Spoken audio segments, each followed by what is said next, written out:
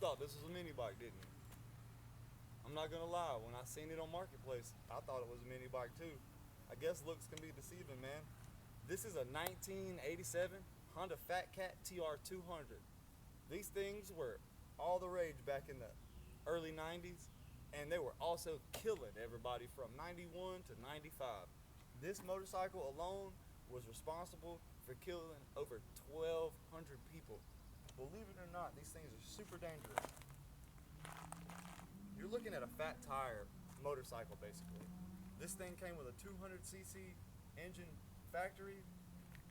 Some redneck that drank too much Busch Light one night decided to throw a 300 Kawasaki Ninja fuel injection motor on this thing. And man, I'm telling you right now, this thing is going to be fun to drive when I figure it out. There's a lot of tinkering involved and a lot of things that I need to figure out before she's straight and roadworthy. But right now, we got the engine cutting on, we got the fuel injectors firing, so pretty much everything is going to work. We are missing a tank, we're missing the battery, and we got to figure out this harness to put this fuel pump on it. But I'm pretty sure I'm just going to put the fuel pump right here. I'm going to mock up a little small gas tank, gravity feed it, put the fuel line, you know, just mock it up for now.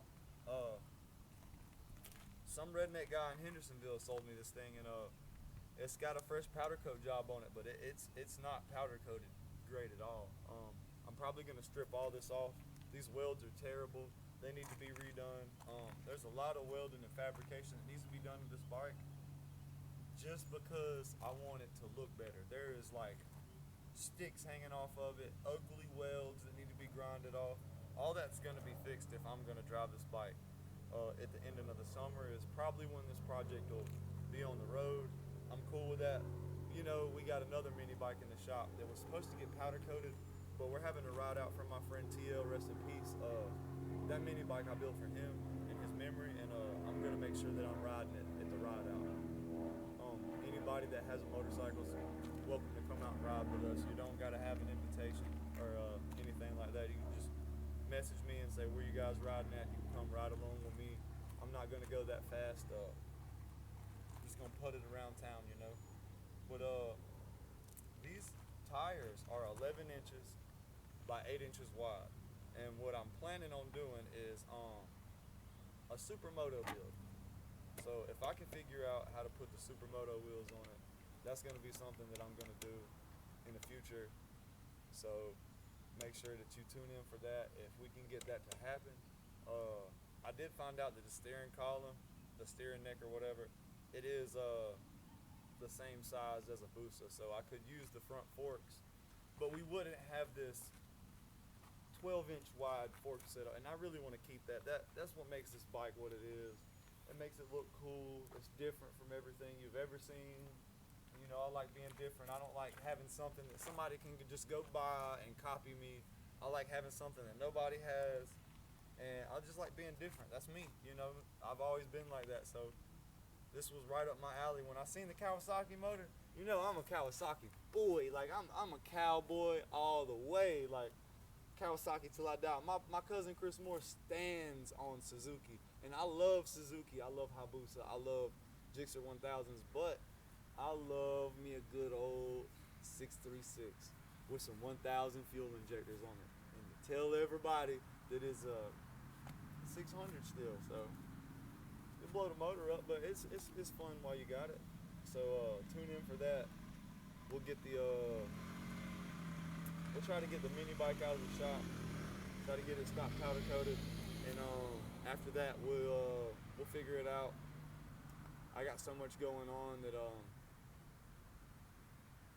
if I buy another project right now, I'll be drowned and stuff. But I think I can get this done while building the other bike, and I know that's a lot, but the other bike just needs to be put back together. I have everything in the living room.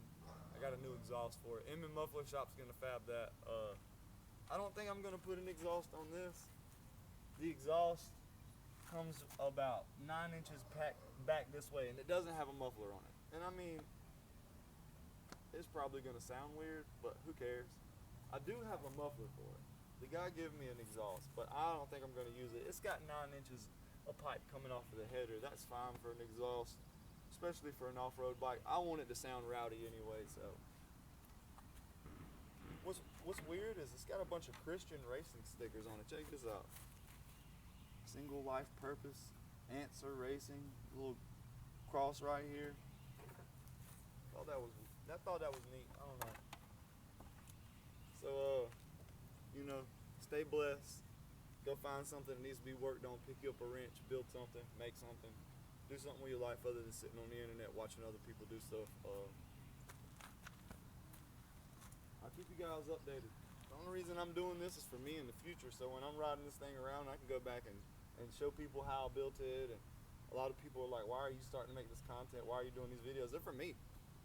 These are for history, for me. So when I'm old and I'm like talking to my grandkids or my kids in the future, and I'm like, yeah, I did all this, I can show them. I don't have to talk to them about it and be like, go on to YouTube or go in my videos on my YouTube account or inside of my computer and watch the stuff that I did when I was younger, and hopefully they get a kick out of it.